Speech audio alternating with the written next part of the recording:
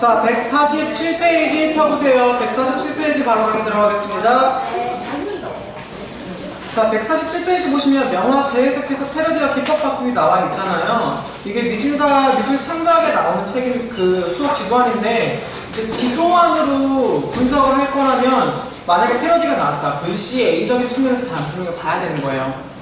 그러니까 먼저 우리는 명화 일부분 해가지고 보면 베르메르의 작품을 이제 고양이로 바꿨는데, 이걸 왜 고양이로 가져왔냐고 옆에 있는 걸 읽어보면, 작품의 소재로 사용한 우유를 보니 우리 집 고양이가 생각이 났다. 우유를 좋아하는 고양이를 주인공으로 바꾸어 표현하고 싶었다. 우유를 따르는 모습을 표현하기 위해 작품 속 여인의 동세와 포즈를 살펴보았다. 그리고 사실적인 표현을 위해 작품에 드러난 명암과 질감을 섬세하게 관찰하고 표현했다. 이렇게 해가지고 이렇게 해놨죠. 그래서 이런 식으로 당연히 그림을 그리는 것도 가능하겠지만, 요새는 또 뭐가 가능하냐? 단순 그림 말고 뭐가 가능해요?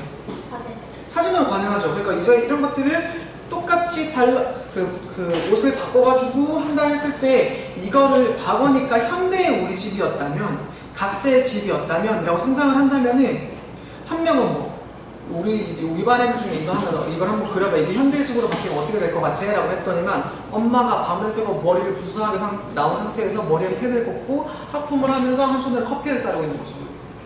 현대인의 고단함을 표현을 한다는 식으로 애들이 접근을 하기도 했고요. 진주귀걸이를 한 소녀 중에서 이러고 있는데, 이제 그냥 딱 이러고 있는 거잖아. 그냥 다른 반 애들한테 이걸 보여줬더니 막 남자가 이제 탁탁 건들 때면 이제 알고 보니까 이제 성소수자를 위하는 거라면서 남자가 이러고 있는 거. 그런 식으로 그림을 그리는 애들도 있어. 그래서 되게 재밌게 많이 나오는데, 이런 것들이 바로 VC의 대표적인 내용이에요. 밑에 있는 과정을 한번 보도록 하겠습니다. 수업 과정부터 먼저 볼게요. 위에 있는 건 다 비슷해가지고요. 명화 재해석 패러디와 기법 바꾸기입니다. 명화 패러디는 작품의 조형적 특성을 체크, 개인의 표현 의도에 따라 적절하게 활용하여 새로운 변화를 만들어내는 방식이다. 자, 요 문장 VC의 모든 내용 다 나와있죠. 비판적으로 수용해서 적절한 활용 능력까지. 표현 기법을 바꾸는 것 또한 이런 창의적 재해석을 일부분이 될 수 있다. 이거 책센트 비하여 교육과정, 그 창의성을 얘기를 하는 거죠. 작품의 조형적 특성을 중심의 개인의 표현 의도가 잘 나타낼 수 있도록 작품 분석과 창의적인 창작 활동 동시에 이루어져야 한다.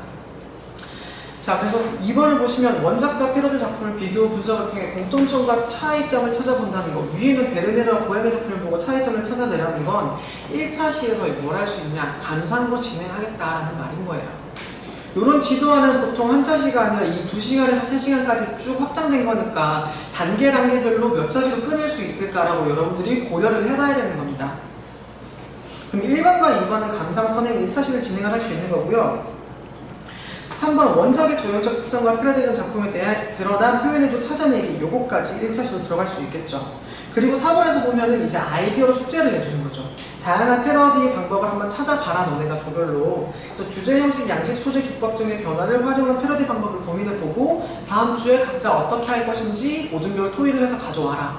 그럼 그 다음 차시, 자신이 좋아하는 명화 패러디하기, 조별로 진행할 수도 있겠지만 이건 어찌됐든 2차시에서 3차시 정도로 진행할 수 있을 거예요. 그러면 5번 전체 밑에 있는 바까지 전부 다 2차시와 3차시가 되겠죠. 그럼 이제 정리평가. 패러디 있으면 어떻게 해야 돼? 감상해야겠죠. 서로서로 감상하고 잘 되는지 안 되는지 평가도 해야겠죠. 영화의 조형적 특성을 분석하고 이를 바탕으로 창의적인 방법을 패러디할 수 있다. 이거에서 뒤에 있다 대신에 있는 가로 바꾸면 성취 기준이 되겠죠. 그리고 밑에 작품의 조형적 특성을 고려하여 분석했는데 이번에 고려해서 작품에 사용된 표현 기법을 창의적으로 바꿀 수 있는가. 이렇게 성취 기준 바꿀 수 있겠죠. 요게 바로 뭐냐? 4차시로 수업이 끝나는 거예요. 그럼 이 지도안 하나에 1차시, 2차시, 3차시, 4차시 이렇게 나눌 수 있겠죠. 실제 지도안에는 2시간짜리고 모두학습으로 진행을 한다지만 애들이 1시간 안에 그림을 못 그려. 기본적으로 4차시에서 6차시까지는 쭉 진행을 해야지 하나 끝낼 수 있어요. 저만 하더라도 8차시를 진행해도 완성 안 되는 애들이 수도 빽빽이야. 옆에서 정말 많이 도와줘야 돼요. 자, 그럼 활동의 수업 유의사항 나와 있어요. 이거 읽어보면 패러디 수업의 근거를 이게 정말 아주 잘 제시해주고 있는데, 명화 재해석 패러디 작업은 미술의 조형적 특성을 차용하여 부분적인 변화를 단순 개인의 흥미 수준에서 새롭게 재구성하는 활동만이 아니다.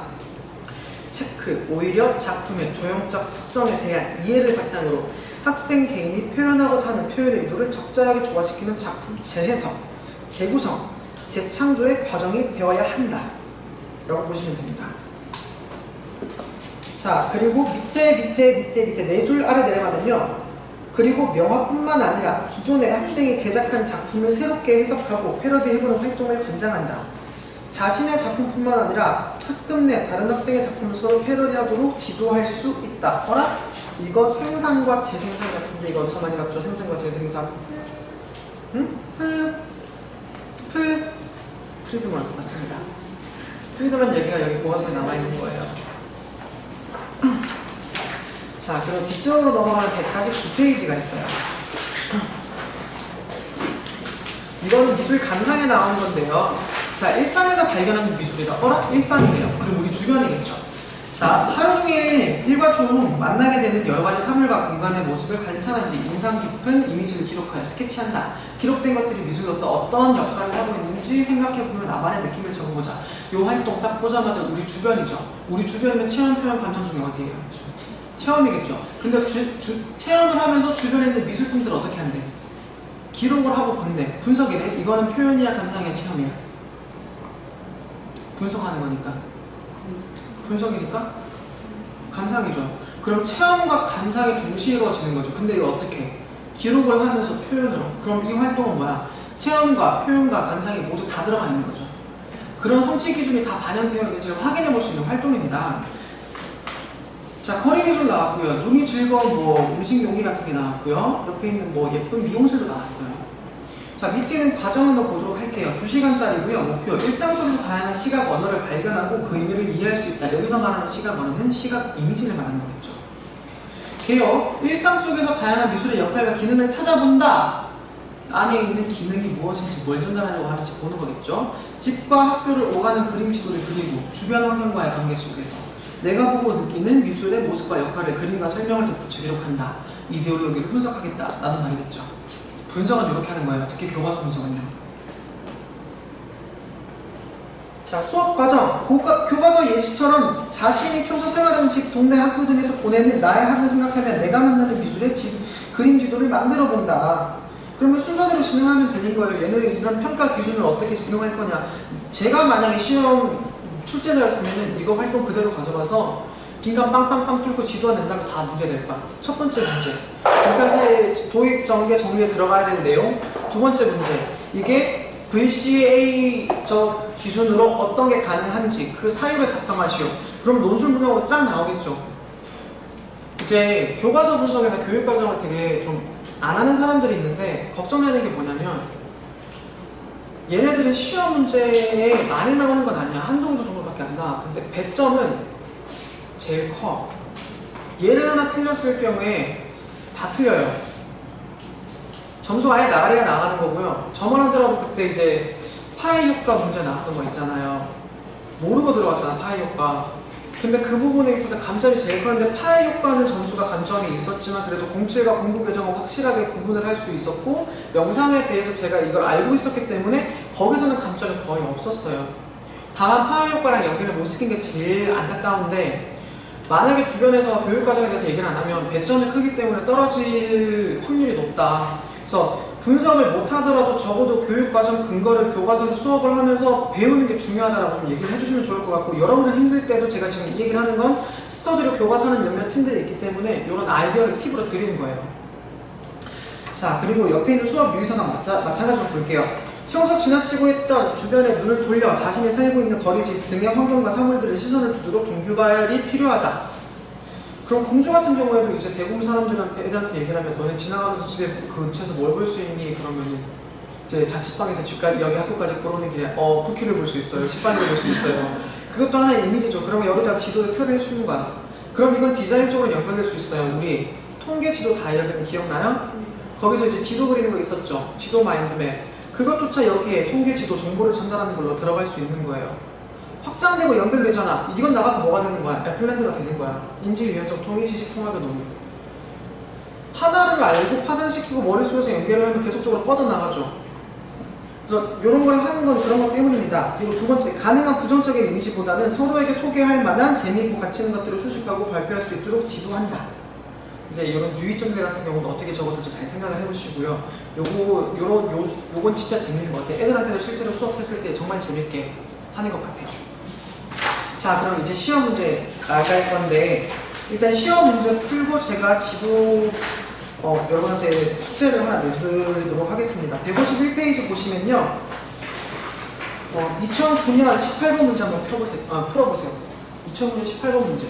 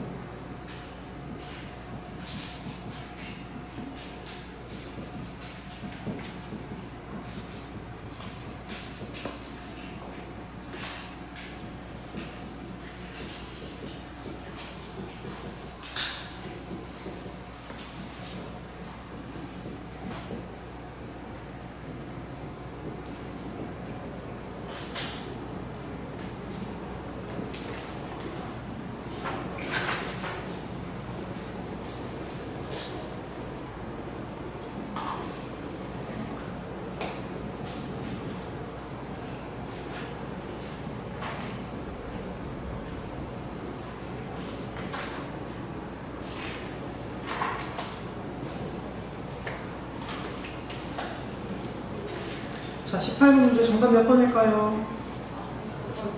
1번일까요? 4번일까요? 4번? 네, 정답은 4번입니다. 근데 문제가 되게 알쏭달쏭하지 않아? 이거 왜 틀렸는지 보면요. 기획, 영상문화의 이미지에 대한 문제점과 대안을 마련한다. 이건 맞아요. 니을도 수용자 입장에서 이미지가 생산되고 소비되는 과정에 초점을 맞춘다. 이거 맞아요. 니은 보잖아. 시각에 대한 심리학적 분석과 사회학적 분석까지 포함한다고 얘기했는데 사실 이거 누가 보면 오답이야. 왜냐면 우리 시각 보내도 시각 이미지에 대한 얘기, 주구장창이지 시각에 대한 얘기는 안 했잖아. 근데 시각도 보면 이건 시지각에 대한 얘기예요.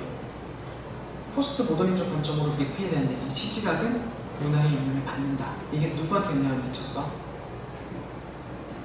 프리드먼이랑 하우스먼한테 다 영향을 미친 거잖아. 그렇기 때문에 니은도 정답인 거예요. 이거 진짜 어렵잖아요. 요런 게 책에 나와 있어요. 요 문구 그대로. 그러니까 앞에 있는 우리가 정리해준 요 내용보다도 실제 책을 더 많이 참고해야 된다는 거예요. 디귿, 기후학적 접근을 배제한 게 틀렸어요. 기후학적 접근을 후기구조주의든 데리다든 뭐든지 참고를 했죠. 미음, 작품을 분석할 때 순수한 미학적 가치 나오자마자 DBA네요. 틀렸습니다. 자, 옆에 있는 2010년 문제는 어려우니까 제끼고요. 뒷장으로 넘어갈게요. 못 풀 거야. 자, 152페이지에 2011년 12번 문제 한번 풀어봅시다.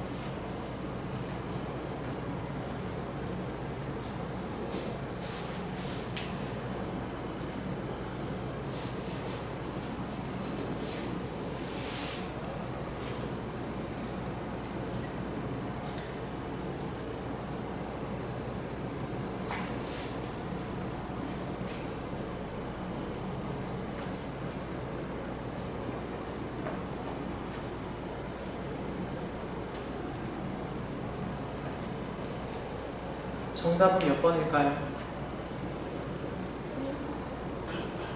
네, 1번 한 표 나왔습니다. 다른 분?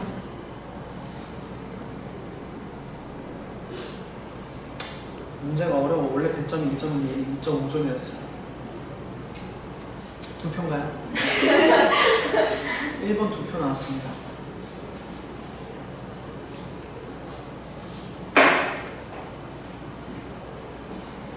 사장님 문지야 몇 번 갈까요?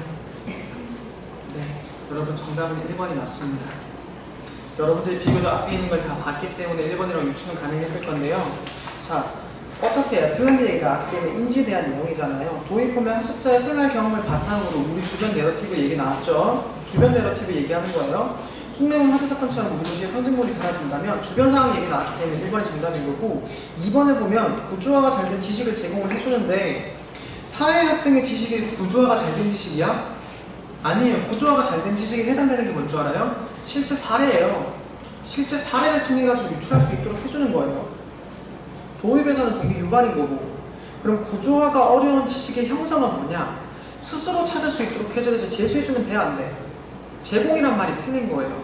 3번에선 공통점을 찾을 수 있는 도파를 주고 스스로 찾을 수 있게 해주는 게 애플랜드의 인지유연성 논의인 거지, 제공해주고 이걸 이해하라 강의식, 우리가 지금 하는 이런 강의식은 인지유연성 논의가 아니에요. 그 다음에 4번 제작 보면 수준별 지도를 병행을 하는데 수준별이 아니라 학습자별이죠. 학습자마다 수준이 다 다르니까 학습자별이라는 게 좀 더 적절한 말입니다. 해석 및 평가는 누가 봐도 형식주의라서 틀린 거고요. 나중에 추후해보면서 전 이거 진짜 제가 기출문제 분석할 때도 이게 진짜 너무 어려웠어. 시간문화 파트는 나오기만 하면 다 틀렸어.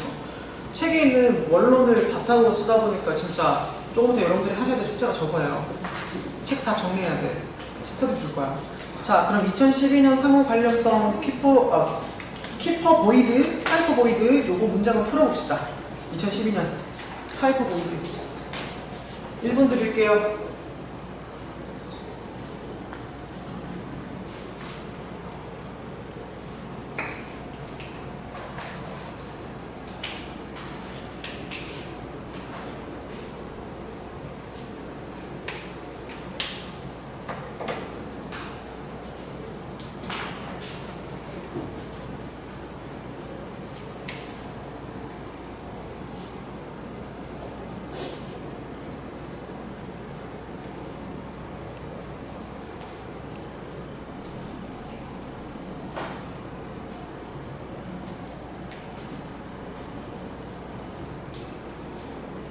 하이퍼보이드의 특징을 잘 생각하세요. 제가 뭘 그랬었는지.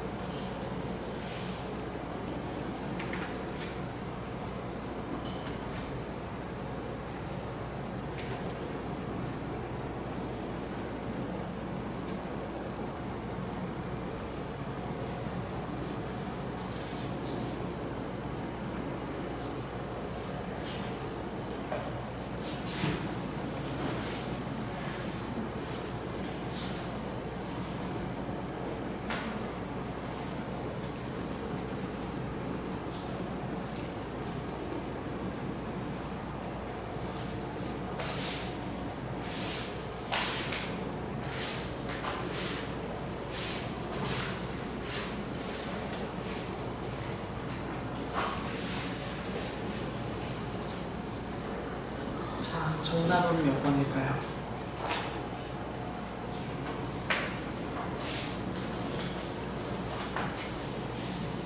사랑의 김주원씨 몇 번일 것 같아요? 모르겠어. 좀 어렵지? 자,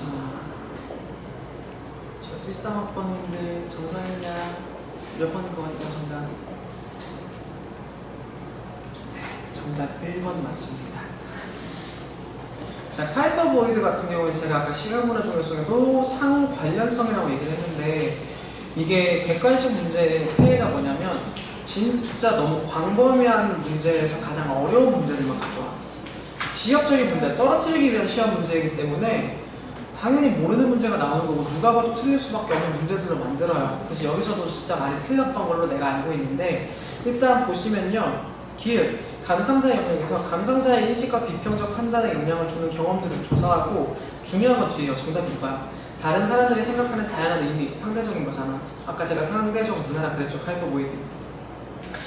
다양한 의미들을 비판적으로 사고한다. 그 다음에 니은, 비주얼 능력, 작품의 형식 분석. 누가 봐도 니은 아니니까 니은 들어간 거 다 빼야겠지. 그러면 2번, 4번, 5번은 빠지는 거야. 그러면 1번이랑 3번인데 디귿은 공통적으로 그럼 맞는 거다? 그럼 리을을 봐야겠지. 디귿은 어차피 맥락이니까 누가 봐도 맞는 거야. 그럼 리을을 봐야 되는데 감상자, 비주얼, 제작자가 속한 다양한 맥락에서 시각 이미지의 가치 중립적이라는 말이 틀린 거예요. 시각 이미지의 가치가 중립적일 수 있을 수 없어. 뭘 반영하기 때문에? 이데올로기 자체가 가치라는 말이잖아요. 그렇기 때문에 정답은 1번이 되는 겁니다. 자, 그럼 2013년 9번 문제 아래쪽에 있는 거 한번 풀어보세요. 요거 30초 드릴게요. 1.5점 문제니까 30초 안에 풀 수 있어요. 당황해서 지치겠지 말고. 문제 많이 맞췄네요.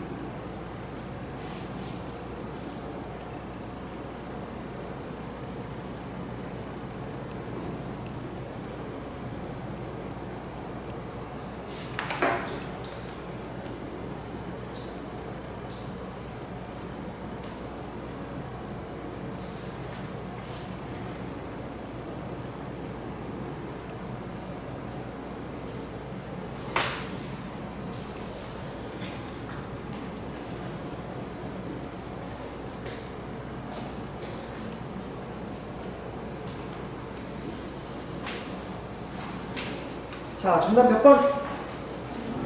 네, 쉽죠? 니은이랑 디귿이 정답인 거고요. 국적 기회가 아니고 우수성은 재정 비평이기 때문에 절대 안 되는 거예요.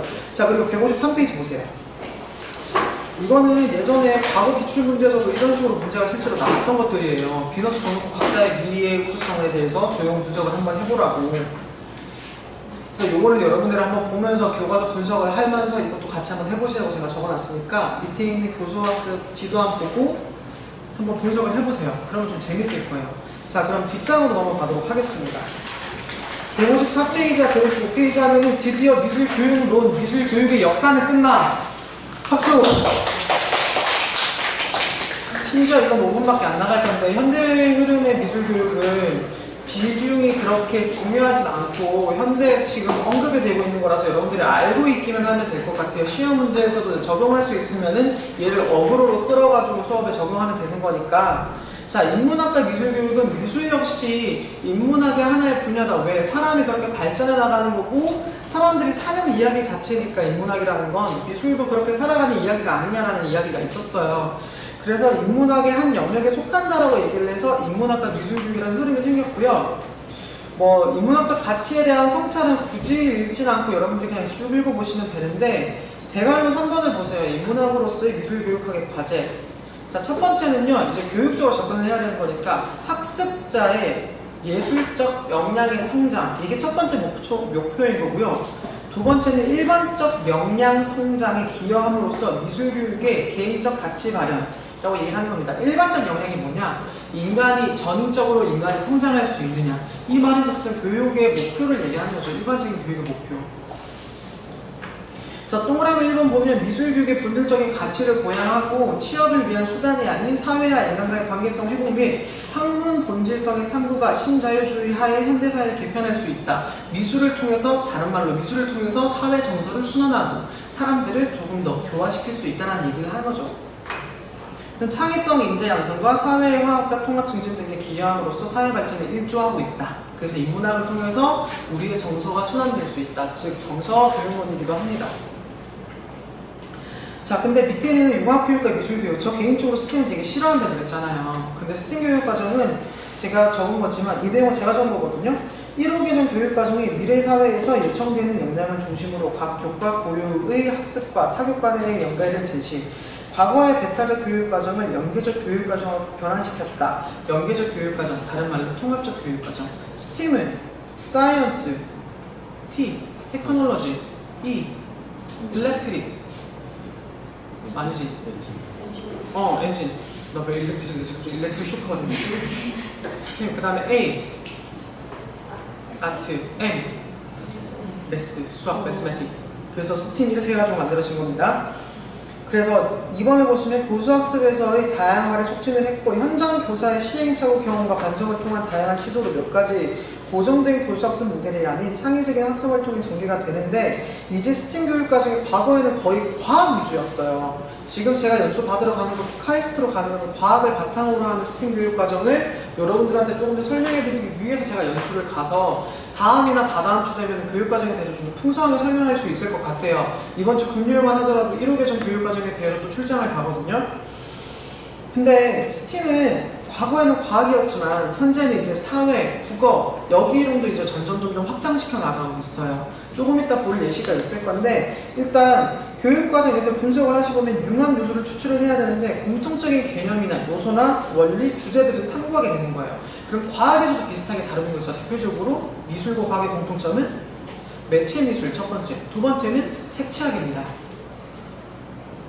그럼 융합 요소 중심의 교육과정을 재구성해야겠지. 그럼 어떻게? 색채학을 배우기 위해서는 미술에서는 다양한 색을 섞는 수업을 하는 거야. 빛도 섞어봐. 그럼 그 원리는 어떻게? 과학 시간에 탐구하는 거야. 그럼 매체를 탐구를 바탕으로 기술 시간에 매체를 만들어. 기구를 만들어. 빛을 섞는 세 개의 라이트를. 그래서 빛도 세 개 섞고, 그 다음에 그걸 바탕으로 하나의 조형을 만드는 거지. 영상을 촬영한다거나.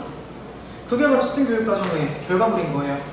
그래서 교수학습 계획이나 구성은 핵심성과 융통성의 원리를 바탕으로 만들기 때문에 옆에 있는 이 표를 좀 중요하게 봐주시면 될 것 같고요. 미술교과에서의 융합교육은 이제 미술을 통한 교육이어야 되는데, 미술교과니까 당연히 과학에서는 과학을 통한 교육으로 얘기를 해요.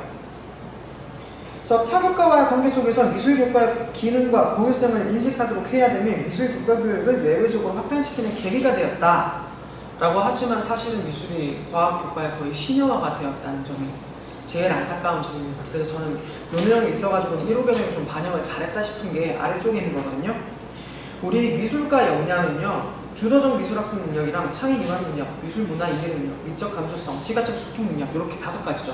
근데 여러분 교육과정 총론 지금 외우거나 본 사람 있어? 좀 4학년들이나 이제 1,4학년들은 봤을 만한데, 총론은요 일반 역량 해가지고 모든 교과를 통해가지고 성장시킬 수 있는 역량을 옆에 있는 6가지를 얘기를 했어요. 첫 번째, 자기관리 역량입니다.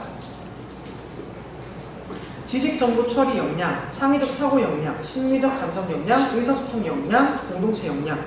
자, 그럼 이 6가지 역량이 옆에 있는 미술과 역량으로 반영이 됐다라는 걸 이렇게 보면은, 아, 일반 1호 개정 총론에서 원하는 역량이 미술과 교육과정에서 이렇게 반영이 됐겠구나라고 이해가 되겠죠. 근데 하나가 빠졌어요. 제일 마지막에 공동체.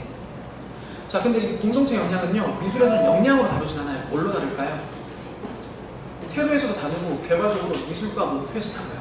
태도와 목표에서. 그래서 미술과 목표와 태도에서 다르다라고 여기다 적어주시면 돼요. 그래서 1호 개정의 총론이 우리 미술과에서는 이렇게 반영이 되었구나. 시험 문제 총론 얘기 충분히 나올 수 있거든.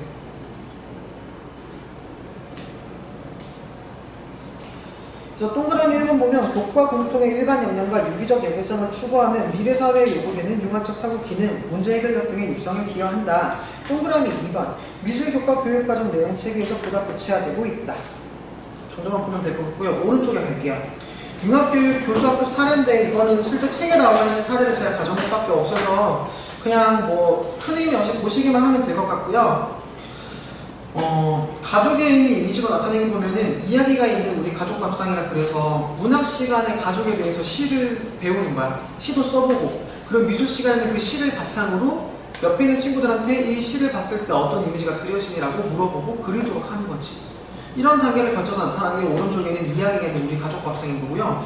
밑에는 흙 속에 담긴 낯선 기억을 찾아놓는데, 얘는 과학과 기술과 한국사와 윤리까지 모든 걸 다 반영을 해요. 자, 이게 옆에 있는 게 구림마을 프로젝트인데, 이 구자가요 원래는 예쁘 이런 게 아니라 이게 조덕현이라는 교수님이에요. 조덕현 교수님의 작품인데, 이렇게 어떤 거냐, 이 구자가 개구자라고 상상을 하는 거야. 구림마을의 구자가 개구자다. 그래가지고 작가의 상상력과 실제 여러 가지 매체들을 활용해가지고 허구를 진실처럼 만드는 게 하나의 프로젝트였어. 그래서 개를 숭상했던 마을 사람들이 살았기 때문에 여기가 구린마을이다라고 얘기를 하는 거예요. 그래서 거기서 봤던 작가적 상상력을 바탕으로 개를 숭상했던 유목민들이 저기 부여지역, 저 위에 있는 부여지역에서 내려와서 구린마을에 정착을 한 거야. 그래서 개의 조각상들을 사실 바닥에다 숨겨놨고 이걸 최근에 발굴하면서 여기 진짜로 그런 사람들이 살았구나라는 학문적인 발견을 하게 됐다는 뻥을 치는 거지. 근데 이게 어떻게 뻥을 치냐? 실제 주민들한테 이런 적이 없었냐고 이제 가짜 인터뷰를 받는 거야. 그리고 학술적 근거로 논문까지 가짜 논문을 써. 논문 앞에 가라고 적어놔, 가짜라고. 그렇게 하다 보니까 실제로 여기에 이게 도자 비엔날레의 일환으로 했었거든요. 그 사람들이 이걸 보고 뭘 받을까? 충격을 받겠죠. 어떤 충격을? 진짜야, 가짜야? 진짜 아니야? 뭐야? 되겠지. 인지적 충격을 주겠죠. 이걸 보면 옆에 동기후발이 다 나와 있어요. 도자기가 유명한 구린마을의 신화를 실제작품으로 표현하여 수십 마리의 개조물이 발견되는 허구적인 상황을 설정. 심지어 여기에 조덕현 교수만 참여한 게 아니라 다른 미술교육 교수랑 한국사 교수랑 고구미술사학 교수까지 합쳐가지고 같이 한 거야. 그러니까 학생들이 가진 미술의 고정관념이 발굴한 거다라고 생각했지만 사실은 그런 것조차 어떻게 만들어져 있는 걸 수도 있는 거다라는 이미지올로기적인 관점, 약간 무섭고 약간 스릴러적인 관점을 설정을 해주는 거야. 이해가 되겠죠. 그래서 사실과 허구가 공존하는 공간에서 과상과 현실이 뒤섞인 독특한 체험을 유발한다. 이건 역시 어떻게 보면 시뮬라크라 할 수 있겠죠. 시뮬라크. 그래서 수업 전기부는 한국사 수업, 국어 수업, 미술 수업 진행이 되고요. 마지막으로 돼가지고 종합적인 이해전공에서 하나 빠진 게 있는데 윤리 수업까지 가능해요. 이런 작품에 대해서 찬성하느냐 반대하느냐 본인에 대한 토론, 의견을 제시하는 것. 윤리적인 측면에서 봤을 때 이건 찬성할 수 있느냐 아니면 반대할 수 있느냐, 이런 것까지 접근하게 되면 스팀 교육 과정이 조금 더 확장됐다고 볼 수도 있겠죠. 그리고 우리가 조금 더 중요하게 봐야 되는 게 커뮤니티 중심의 미술교육 CBA입니다. 이거 우리 반 애들이 내가 옆에서 공부하는 거 보면 CBA 이거 보면서 씨바 이러더라고. 그래서 아니야 그런 거 아니야. 막 그럼 CBA 이러길래 아니야 이거지. 요거 별표 한 2개 정도 쳐주세요. 커뮤니티 중심의 미술교육은요, 일단 지역사회의 다양한 대상들과 문화행사들을 교육적 자원으로 활용하는 미술교육입니다. 당연히 지역이 우선이 돼야겠죠. 점점 더 자기 지역 주변으로 얘기 나아가는 거예요. 그럼 이거는 학문적인 배경으로 점차 너무너무 커져나가는데, 사회가 커져나가는데 이 저 사회 전체를 다 아는 것도 중요하겠지만 사회를 알기 위해서 뭐부터 알아야 된다? 나와 내 주변 가정, 나가서 내가 속해 있는 사회를 알아야 된다고 얘기를 하는 거예요. 자, 그래서 나온 게 뭐냐? 우리 아까 이런 얘기 했던 사람이 한 명 누구 있었던 것 같은데, 자기를 이해해야지만 가정을 이해할 수 있고 주변을 이해할 수 있다고 미술교육 학자가 주장을 했었죠. 누구였나요? 왜요? 뭐라고요?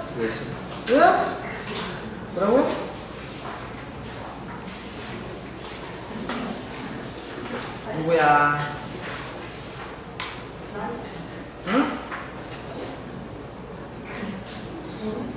네? 누구라고요? 네, 맞아요. 나이트예요. 아까 6명 학자한테 그게 중요한 사람은 아니라고 하면서 넘어갔기 때문에 안 기억 못할 건데, 나이트가 그런 얘기를 했어요. 그리고 윌슨은 간단하게 이제 언급하면서 그래도 자기 자신보다 다른 것도 뭐 해야 된다고 얘기하고 동지 얘기한 사람인 거고. 자, 커뮤니티 중심 미술교육은 지역사회 얘기했고요. 그 밑에 동그라미 1번, 지역이나 국가와는 다르고요. 동그라미 2번, 학민족의 정체성을 심어주기로 한다. 그러니까 이건 뭐겠어? 자기 중심적으로 생각을 하게 보면 내가 속해 있는 분야를 먼저 알아야 된다. 민족주의적으로도 약간 흐를 수 있겠죠. 그래서 이건 뭐냐? 박물관이나 미술관에 있는 자료들도 충분히 활용할 수 있게. 그래서 박물관 교육에서도 우리 그때 뭐 얘기했어요? 우리 부여의 중동대학을 읽는 것처럼 출토된 유물은 출토된 지역에 박물관에 있어야 되는 지역 우선주의에 있어야 된다. 근데 그걸 어기는 게 어디야? 대형 박물관이 됐죠. 안 돌려주고 있다고. 그런 것들을 생각해보면 이런 게 있는데, 지금 얘기한 거에서 우리가 장점은 자기의 문화를 먼저 알 수 있다는 거지만 단점을 알 수도 있어요. 단점은 뭐예요? 한민족의 정체성을 심어준다는 거니까 다른 말로는 다문화를 배척할 수도 있는 계기가 될 수도 있는 거예요. 그러니까 이건 적절하게 어느 정도 융통성 있게 발휘가 돼야 되는 거고, 이게 지금 교육 과정에도 반영은 되어 있어요. 2번, 현실사회와 동떨어진 내용을 가르치는 미술교육의 대안으로 등장. 너무나도 확장되고 미술사를 가르치지만 사실 애들한테 필요 없거든. 주변에서 활용할 수 있는 미술이 뭐냐? 간단한 팝 글씨 쓰기나 이런 것들이 더 중요할 수도 있거든요. 3번, 사회에서 공공기관에 모이든 모든 지역 사람을 포함해서 교육의 대상으로 삼는다는 거지. 그리고 그 사람들이 동시에 교육자가 될 수 있는 거, 교사만의 교육자가 아니라는 거죠. 야외공원, 양로원, 학교, 교도소, 종교 건축물, 병원, 그럼 건축도 될 거고요. 야외공원, 환경 디자인 되겠죠. 양로원, 어른들과의 관계, 윤리교육도 될 거고요. 학교, 건축물.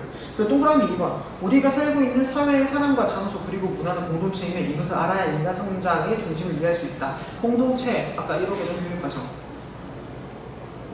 커뮤니티 중심의 미술교육 역사를 보면 1998년 비교적 얼마 안 됐어요. 이제 20년 됐나? 내가 아까 내가 고스란히 봤을 때 해요.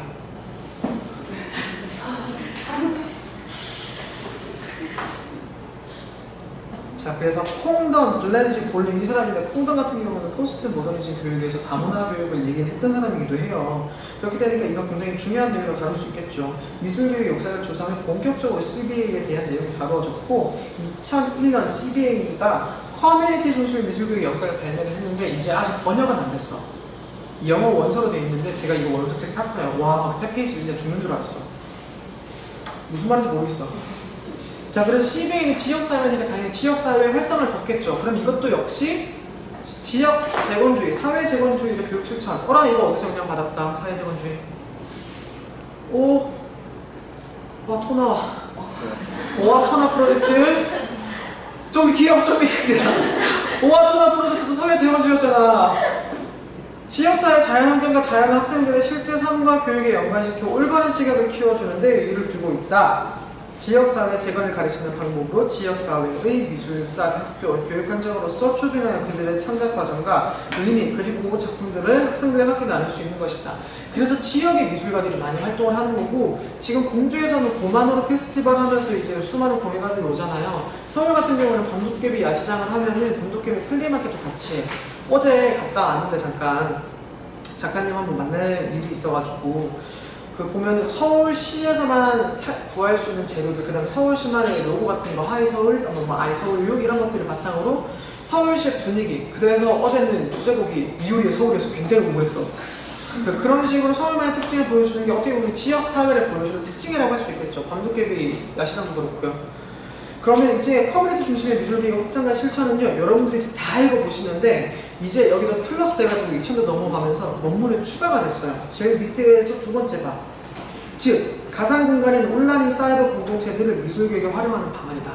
이건 주구장창 얘기했지만 이제 사실은 여러분들 뭐 우대도 있고 디스인사이드도 있고 뭐 나쁜 의미긴 하지만 일베도 있고 뭐 이제 페미니즘으로 등장했지만 지금 용어는 메갈 같은 것도 있어요. 근데 어찌됐든 걔네들은 하나 뭐였어? 하나의 소사이어티였고 인터넷 가상 사이트였죠. 근데 그게 뭐야? 오히려 거기를 공동체로 삼아가지고 거기 사람들이 끼리끼리 협업을 해주고 특히 여성시대 같은 경우에는 옷 못 입는 애들, 패션 부자들 옷 입혀주잖아. 그런 게 진정에 글쓰니야 쓰니야 이렇게 얘기하면서 여시야 이렇게 얘기하잖아.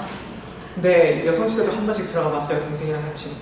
동생이 막 옆에서 알려주더라고. 그래서 뭐 옷 입는 애들 옷 입혀주고 막 그러는 것들 보면은 어떻게 보면 그게 공동체이기 때문에 가능한 거예요. 그래서 이런 것들을 미술교육에 확장시키자는 논의로서 논문으로 제시를 했고 밑에 사회에 보다 더 밀접하게 되면 보다 더 의미 있는 수업을 만들어야 한다는 게 CB. 왜 그렇게? 지역사회가 아니라 너무 확장된 것들은 실제 사회와는 조금 더 멀어질 수 있다 라고 얘기를 하기 때문에 너무 동떨어질 수 있다고 얘기를 하기 때문입니다. 그래서 커뮤니티 중심까지 하게 되면은 이제 미술교육의 흐름은 모두 다 끝났고요. 앞에 지금까지 배웠던 것들이 우리나라에 어떻게 적용됐는지만 한번 보고 마치도록 하겠습니다. 자, 그러면 우리 1페이지로 돌아갑시다. 감격의 순간이에요.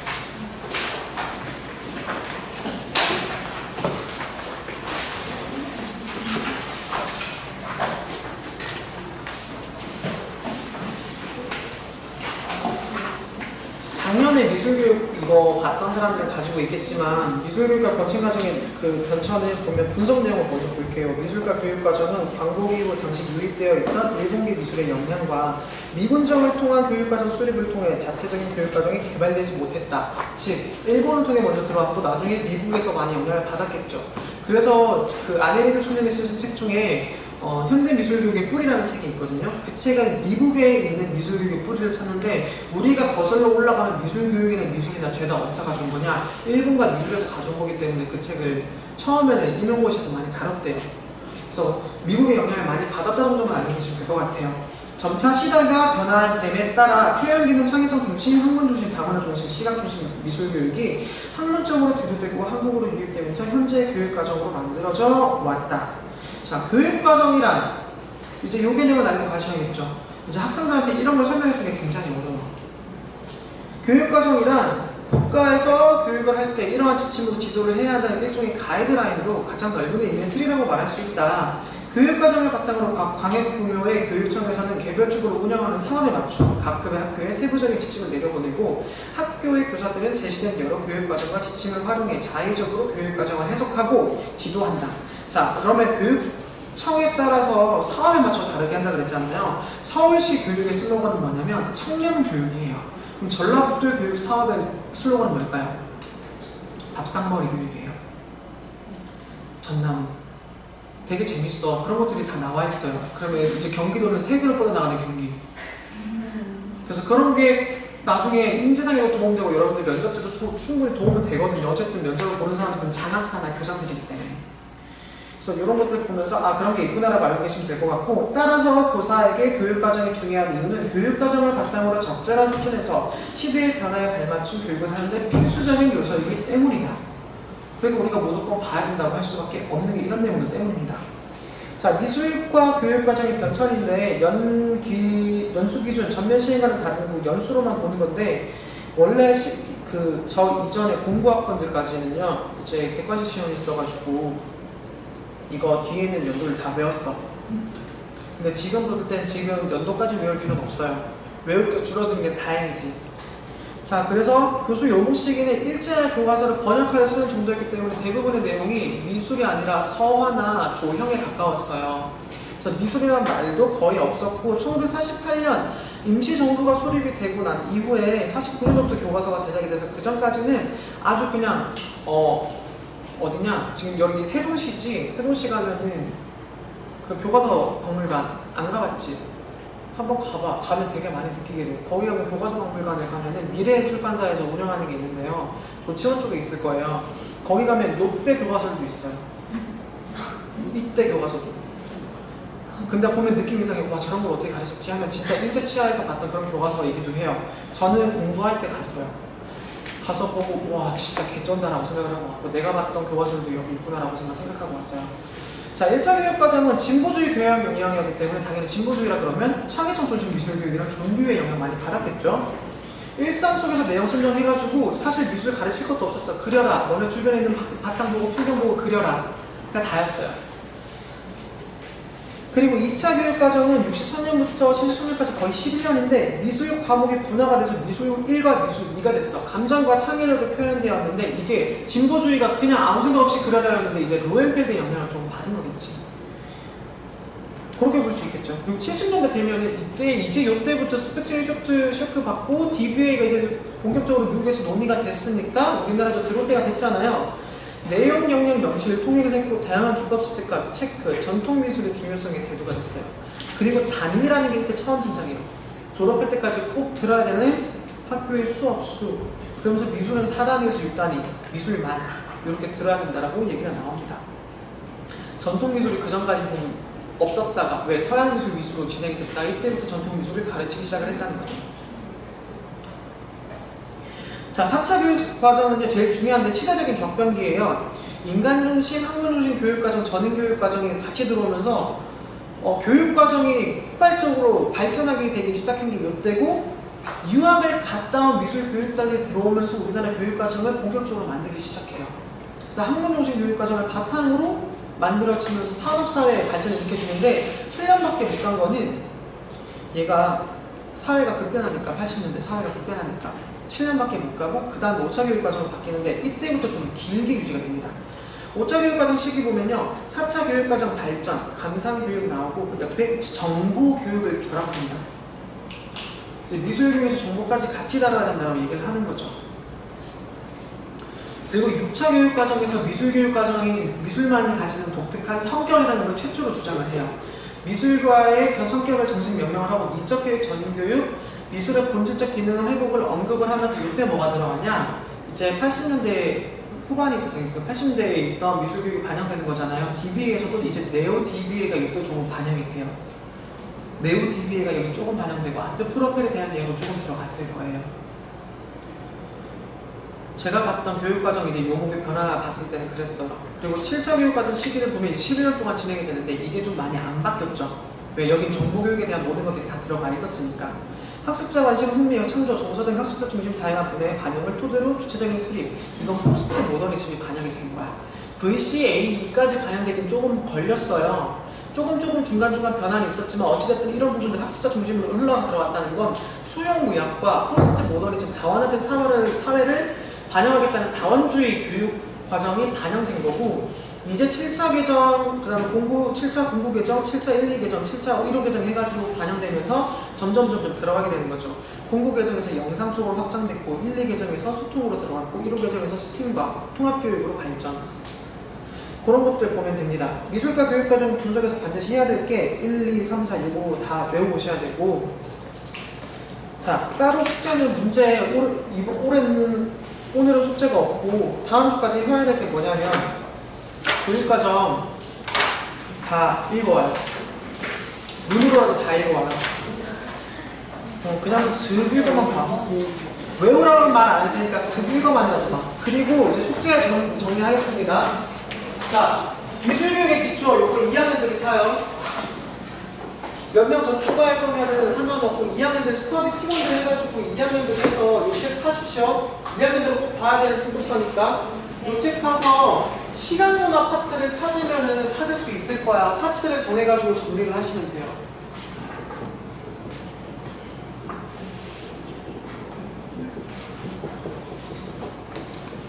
자, 그 다음에 4학년들이 미술교육과 문화 있다 그랬나? 패러다임? 1상학번 아까 뭐 있다 그랬지? 문화? 네. 그럼 요거는 1상학번들이. 근데 미술교육과 문화 요 책은 1상학번들이 정리를 하게 되면은 김성희 책이 거의 다 정리가 되어 있어. 그러니까 책을 보다가 김성희 책으로 정리를 바탕으로 하되 여기 있는 내용들도 김성희 책이랑 문화를 바탕으로 한 건데 조금 이해가 안 되고 어려운 부분들은 추가적으로 정리해 주시면 될 것 같아요. 그래서 책 보고 한번 보시되 이것도 시간문화 이거 정리를 해주고 여기 있는 내용들을 토시 하나 안 틀리고 정리해야 된다. 뭐 1번이면 이렇게 2번이면 이렇게 해서 좀 개조식으로 정리를 할 수 있도록 해야 되고, 요거는 이제 4학년들 있다 그랬지. 패러다임 이제 스터디원들끼리 두 팀이 있을 거 아니야. 여기 스터디 여기 한 팀이고 여기 한 팀인가? 또 다른 팀 있어?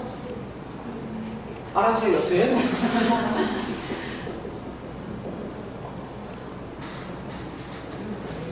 시간문화 파트 정리하시고 3학년들은 이 책 구하기 힘들 거야. 근데 이제 도서관에 있을 거거든? 도서관에 있는 건데 이 책이 제일 어려워. 근데 내가 볼 때 지금 문제가 제일 많이 나오는 게 3학년들은 지금 이겨야 될 게 아니라 오히려 뭘 해야 되냐면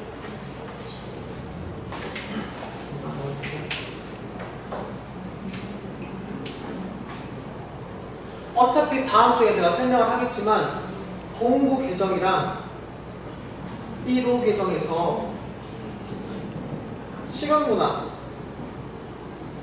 전부 다 찾으세요. 3학년은 중요한 게 이걸 해야 돼. 어차피 4학년들은 기본적으로 이거 알고 있고 1, 3학년들도 했고 근데 3학년들은 이거 작년에 제대로 안 했잖아. 수업들도. 3학년들은 이거 해서 언제까지 하냐? 다음 주가 7월 29일이죠. 다음 주까지 하면 시간 모자라요. 그 다음 주가 언제지? 8월 며칠이지? 5일인가? 그럼 언제까지 보내냐면 8월 5일까지 제 밴드로 보내세요. 밴드.